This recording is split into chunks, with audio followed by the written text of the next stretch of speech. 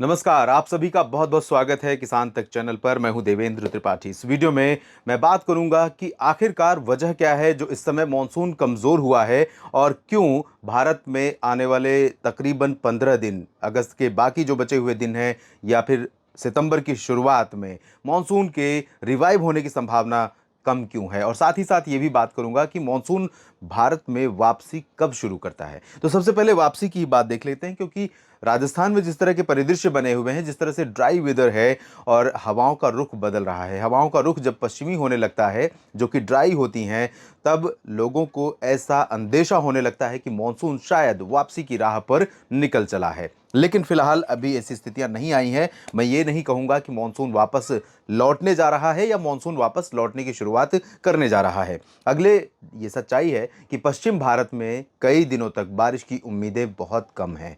वजह अलग अलग है, लेकिन मॉनसून अभी वापस लौटा नहीं है। अभी वापसी कर सकता है, यानी कि वापसी इन द सेंस कि बारिश की वापसी हो सकती है। मॉनसून की वापसी की बात मैं नहीं कर रहा हूँ। यहाँ पर दो लाइनें, ये 2022 का मैप है जिसमें आप देख सकते हैं जो लाल रंग है, ये लाल रंग, ये वो रंग है जो इंडिकेट कर रहा है मॉनसून के नॉर्मल वापस होने की समय सीमा को। नीला रंग इंडिकेट कर रहा है एक्चुअल, जो 2022 में मॉनसून जिन दिनों में जिस जगह से वापस लौटा था उन लोकेशंस को और उन दिनों को इंडिकेट कर रहा है। तो यहाँ पर आप देख सकते हैं मॉनसून की जो भारत से वापसी शुरू होती है, सबसे पहले राजस्थान से शुरू होती है, पश्चिमी हिस्सों से, जिसमें जैसलमेर और कुछ बीकानेर के हिस्से होते हैं, और ये 17 सितंबर से शुरुआत होती है। नॉर्मल विड्रॉल डेट है और इसमें हमेशा वेरिएशन होता है। कई बार आपने देखा होगा कि अक्टूबर में शुरुआत होती है मॉनसून की वापस होने की। और यहाँ पर देखिए जो नीला रंग आप देख रहे हैं, ये 25 सितंबर को वापसी शुरू हुई थी पश्चिमी राजस्थान के भागों से, और उसके बाद 30 सितंबर को पूरे राजस्थान से वापस लौट चुका था। इस बार क्या होगा, कब लौटेगा, ये अभी कहना जल्दबाजी है, क्योंकि अभी नॉर्मल डेट भी देखें तो कम से कम इसमें 25 दिन का समय बाकी है, लगभग 25-26 दिन का समय बाकी है। तो अभी तो मानसून वापस लौटने की बात करना उचित नहीं है। किसानों को निराश और हताश नहीं होना चाहिए, लेकिन नुकसान हुआ है काफ़ी जगहों पर लंबे समय तक लगातार बारिश न होने के कारण, लगातार ड्राउट की कंडीशन होने के कारण। लेकिन ऐसा नहीं है कि मानसून वापस लौट गया है। अब बात करते हैं कि बारिश आखिर क्यों नहीं हो रही है और क्या संभावनाएं अगले 10 दिनों तक दिखाई दे रही हैं। हाँ, मैं दो स्लाइड आपको दिखाऊंगा, एक में हवा की बात करूंगा और एक में प्रेशर की। प्रेशर ग्रेडियंट, आप जानते हैं कि प्रेशर जैसे ही कम होने लगता है वैसे ही हवा ज़मीन से या समुद्र की जो मॉइस्चर वाली हवा है वो ऊपर उठने लगती है, और यही कारण होता है कि बादल बनते हैं, बारिश होती है। लेकिन अगर इस कलर ग्रेडियंट को हम देखें तो यहाँ पर कहीं पर भी जो प्रेशर है भारत के अरबियन सी में या फिर बंगाल की खाड़ी रीजन में या लैंड रीजन में, वो कम नहीं है। यानी लो प्रेशर अभी नहीं है और अगले 10 दिनों तक कहीं पर प्रेशर में कमी आने की संभावनाएं दिख नहीं रही हैं। यानी कि बहुत व्यापक पैमाने पर हवाओं का ऊपर उठना समुद्री क्षेत्रों से नमी लेकर के जो कि बादल प्रोड्यूस करती हैं, ऐसी संभावनाएं बहुत कम दिखाई दे रही हैं अगले 10 दिनों तक। अगस्त के आखिरी दिनों तक की बात मैं कर रहा हूं, उसके बाद शुरुआती सितंबर की भी बात इसमें मैं इंक्लूड कर रहा हूं। और यहां पर हवाओं का रुख आपको दिखा रहा हूं। हवाओं का रुख भूमध्य रेखा के ठीक ऊपर भारत के दक्षिण में, ये रहा भारत का दक्षिणी सीमावर्ती क्षेत्र, और इसके बाद भूमध्य रेखा के ऊपर का रीजन आप देखिए।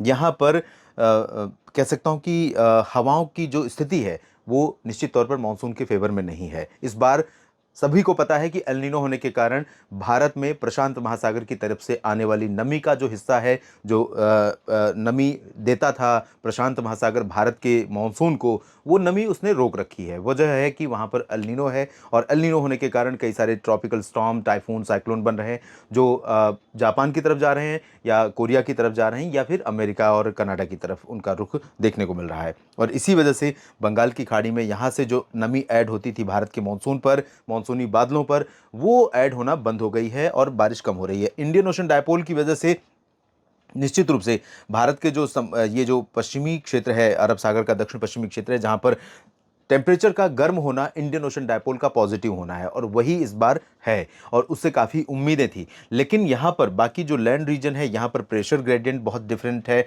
और एटमॉस्फेरिक कंडीशंस ऐसी अनुकूल नहीं है, यानी वायुमंडल में परिस्थितियाँ ऐसी अनुकूल नहीं है कि यहाँ पर इन हवाओं को ट्रफ बनाने का मौका मिले। और ऑफशोर ट्रफ यहाँ पर बनती है पश्चिमी घाट पर, सूरत से लेकर गोवा, केरल, कर्नाटक के तटों पर, जिसकी वजह से न सिर्फ पश्चिमी घाट पर बारिश होती है बल्कि इंटीरियर पोर्शन में, यहाँ पर साउथ पेनिनसुलर रीजन जिसमें दक्षिण भारत के के राज्य हैं और साथ ही साथ मध्य भारत में गुजरात और महाराष्ट्र के तमाम इलाकों में बारिश होती है, तो काफ़ी दिनों से यहाँ पर मानसून कमज़ोर बना हुआ है। हालांकि आपको ये बता दूं कि आने वाले 10 दिनों के दौरान on end of Konkan Goa में, जिसमें मुंबई का पालघर, महाराष्ट्र का पालघर और मुंबई से नीचे रत्नागिरी, सिंधुदुर्ग, ये पूरा रीजन कवर होगा गोवा तक, और कुछ तटीय कर्नाटक के हिस्से, यहाँ पर ऑन एंड ऑफ बारिश होती रहेगी रुक रुक करके, बहुत ज़्यादा बारिश नहीं होगी। इंटीरियर पोर्शन में देखें तो मराठवाड़ा, मध्य महाराष्ट्र, ये 2 सब डिवीज़न महाराष्ट्र के हैं जहाँ पर मानसून कमज़ोर रहेगा इन 10 दिनों के दौरान। विदर्भ में कोंकण गोवा से कम और मराठवाड़ा मध्य महाराष्ट्र से ज़्यादा प्रोबेबिलिटी, ज़्यादा बेहतर स्थिति दिखाई दे रही है, यानी कि विदर्भ में थोड़ी बहुत वर्षा की गतिविधियां हो सकती हैं। Chhattisgarh, Odisha, one of the best state मैं मान सकता हूं, जहां पर इस साल के मानसून के सीजन में अधिकांश जिलों में ऑन एंड ऑफ बारिश का जो दौर रहा है उसकी फ्रीक्वेंसी काफ़ी अच्छी रही है और बारिश होती रही है, और बारिश की मात्रा भी ठीक ठाक रही है, ना तो बहुत ज़्यादा और ना ही बहुत कम, जो इस मानसून की अपेक्षा एक किसान आमतौर पर करता है, क्योंकि बहुत हैवी रेन भी फसलों के लिए बहुत नुकसान का कारण होती है और बहुत कम बारिश भी नुकसान का कारण होती है। तो छत्तीसगढ़, ओडिशा पर भी ठीक ठाक बारिश दोनों राज्यों पर होती रही है। यही 2 राज्य मुझे नज़र आते हैं पूरे साल, पूरे इस सीज़न के मानसून के दौरान, अब तक जून, जुलाई और अगस्त के अब तक के महीने में। और बाकी जगहों पर देखें तो मध्य प्रदेश और गुजरात में भी बहुत कह सकते हैं कि कंजूसी करेगा मानसून इन 10 दिनों के दौरान, यानी कि मध्य प्रदेश पर भी और गुजरात पर भी मानसून की बारिश होने की संभावनाएं बहुत कम है। Rajasthan one of the drought region होगा जहां पर बारिश की उम्मीद बहुत रेयर है, और सिर्फ दक्षिणी राजस्थान, गुजरात और पश्चिमी मध्य प्रदेश के कुछ हिस्सों पर जो ये अरबियन सी का मॉइस्चर आ रहा है, इसके चलते यहाँ पर कुछ बादल दिखाई देंगे, कुछ जगहों पर बारिश की संभावनाएं थोड़ी बहुत बन सकती हैं, लेकिन वो बारिश पासिंग शावर की तरह होगी, जैसे रिमझिम फुहारें पड़ जाएं, उससे ज़्यादा नहीं होगी, जो कि इस जिसमें खेतों की मिट्टी फट रही हो, खेत में दरारें पड़ रही हों, उस दौरान ये बारिश बिल्कुल भी कह सकते हैं कि छौंका लगाने जैसा होगा, जैसे गर्म तवे पर पानी अब छिड़कते हैं, कुछ उस तरह का होगा, उससे ज़्यादा परिवर्तन नहीं होगा। खेती पर कोई बहुत पॉजिटिव इम्पैक्ट इस बारिश का देखने को नहीं मिलने वाला, ना तो राजस्थान में और ना ही गुजरात में, ना मध्य प्रदेश के पश्चिमी भागों पर। पंजाब, हरियाणा की बात जहाँ तक है तो यहाँ पर थोड़ी बहुत मानसून की गतिविधि हो सकती है। वजह यह है कि WD जैसे ही आएगा उत्तर भारत में, और WD के आने का क्रम लगातार जारी रहता है, धीरे धीरे पश्चिम दिशा से मॉइस्चर आता रहता है और आगे बढ़ता रहता है। तो यहाँ पर जैसे ही इस मॉइस्चर को बंगाल की खाड़ी की नमी यहाँ पर टच करेगी या अरबियन सी का मॉइस्चर यहाँ पर पहुँचेगा, तो पंजाब, हरियाणा के उत्तरी क्षेत्रों, उत्तर पश्चिमी उत्तर प्रदेश और उत्तराखंड, हिमाचल, जम्मू कश्मीर, इस रीजन में कुछ पहाड़ी हिस्से, कुछ मैदानी इलाके, यहाँ पर कुछ गतिविधियाँ हो सकती हैं। इन 10 दिनों की बात मैं कर रहा हूँ।